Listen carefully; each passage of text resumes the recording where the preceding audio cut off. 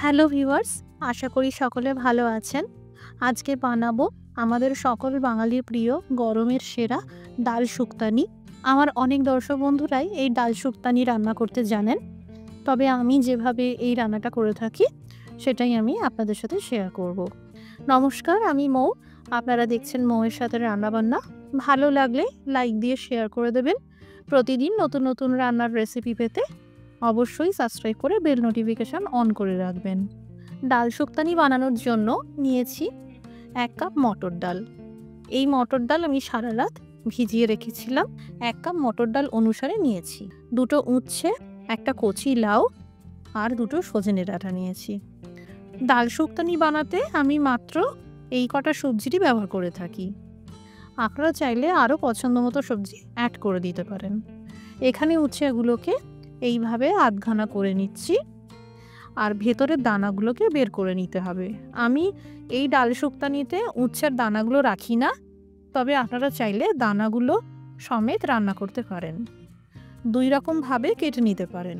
এইভাবে গোল গোল করেও কাটতে পারেন, খুব পাতলা পাতলা করে কেটে নেবেন যাতে খুব তাড়াতাড়ি সবজি সিদ্ধ হয়ে যায়। আবার এইভাবেও অর্ধেক করে করে কেটে নিতে পারেন। এখানে পুরো লাউটা লাগবে না, তাই অর্ধেকটা আমি কেটে নিলাম। লাউয়ের খোসাটা ছাড়িয়ে নেব। এখানে লাউ কতটা পরিমাণে নেবেন তা নির্ভর করছে ডালের পরিমাণের উপর। আমি যেহেতু 1 কাপ ডাল নিয়েছি, তাই সেই অনুযায়ী একটু কম করেই লাউ ব্যবহার করেছি। যদি আপনারা আরও বেশি ডাল রান্না করেন তাহলে সবজিগুলোর পরিমাপ বাড়াতে হবে। এবার বেশ বড় সাইজ করে লাউ কেটে নেব। এবার সজনে ডাঁটা দুটোকে কেটে নেব। ছুরির সাহায্যে এইভাবে একটু চেঁচে দিলাম। সজনে ডাঁটার এই খসখসে খোসাগুলো উঠে যাবে, সজনে ডাঁটাটা একদম মসৃণ হয়ে যাবে। এই দেখুন, এবার বেশ 2 থেকে 2.5 ইঞ্চি সাইজ করে সমান সাইজ করে কেটে নেওয়ার চেষ্টা করবেন। এখানে আমার সব সবজি কাটা হয়ে গেল।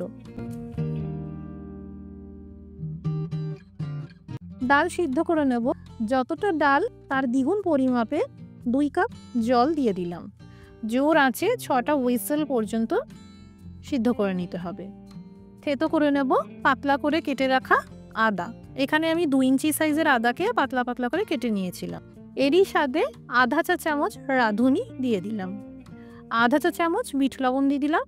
থেতো করে নেব, মানে আধবাটা করে নেব।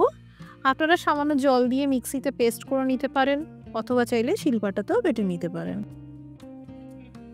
কড়াইতে দিয়ে দিলাম পরিমাণ মতন সর্ষের তেল। ডাল শুক্তানি বানানোর সময় অবশ্যই শুধুমাত্র সর্ষের তেলেরই ব্যবহার করবেন। এবার ভেজে নেব কেটে রাখা উচ্ছে। জোর আঁচে সবজিগুলোকে ভাজতে হবে। এখানে উচ্ছেগুলোকে বেশ ভালো করে ভাজা ভাজা করে নিতে হবে। উচ্ছে ভালো করে ভেজে নেওয়ার পর তেল থেকে তুলে নিলাম। এবার ভেজে নেব সজনে ডাঁটা। সবজিগুলোকে অবশ্যই খুব ভালো করে ভেজে নেবেন, এতে ডালের সাথে রান্না হওয়ার সময় সবজিগুলোও সিদ্ধ হয়ে যাবে। সজনে ডাঁটা ভালো করে ভেজে নেওয়ার পর এবার ভেজে নেব কেটে রাখা লাউ। এখানে সবজিগুলো লবণ ছাড়া ভেজে নিচ্ছি, কারণ লবণ দিলে সবজির মধ্যে থাকা জল বেরোতে শুরু করবে আর ভাজাটা ভালোভাবে হবে না, তাই লবণ ছাড়া ভেজে নিলেই ভালো। দিয়ে দিলাম 1 চা চামচ কালো সর্ষে আর একটা তেজপাতা এভাবে 2 ভাগে ছিঁড়ে দিয়ে দিলাম। আর এই থেতো করা আদা আর রাঁধুনি দিয়ে দিলাম। লো টু মিডিয়াম ফ্লেম করে 2 মিনিট মতন ভেজে নেব। আপনারা এখানে রাঁধুনি ফোড়ন হিসাবে দিতে পারেন আর আদা বাটা আলাদা করে দিতে পারেন। 1 চা চামচ হলুদ গুঁড়ো দিয়ে দিলাম। ভালো করে ভেজে নেওয়ার পর এবার সিদ্ধ করা ডাল দিয়ে দিলাম, আর সেই সাথে সাথে গ্যাসের আঁচটাও মিডিয়ামে করে দিলাম। এইভাবে কাঁটা দিয়ে ডাল ঘুটে নেব, এতে ডালের টেক্সচারটা দারুণ আসে।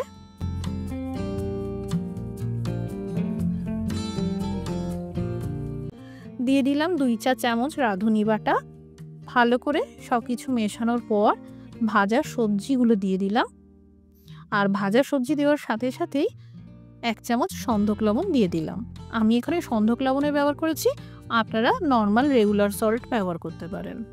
এই ডাল পাতলা করে খেতে আমার ভালো লাগে, তাই আমি আরেকটু জল বাড়িয়ে দেব। এখানে প্রায় 1 গ্লাসের মতন জল দিয়ে দিলাম, আর অবশ্যই গরম জলে ব্যবহার করতে হবে। দিয়ে দিলাম 1 চামচ চিনি। এবার সবজি সিদ্ধ হওয়া পর্যন্ত কম আঁচে রান্না করব। কম আঁচে সবজি সিদ্ধ হতে আমার মোটামুটি 10 মিনিট মতন সময় লাগলো। এবার দিয়ে দিলাম 2 টেবিল চামচ কোরানো নারকেল।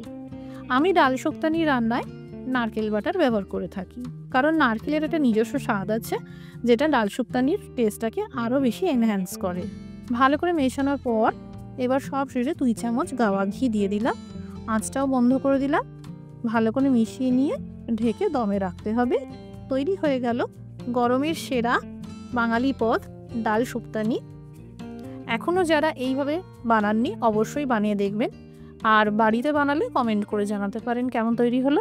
আজকের রেসিপিটি দেখার জন্য অসংখ্য ধন্যবাদ। সবাই ভালো থাকুন, সুস্থ থাকুন।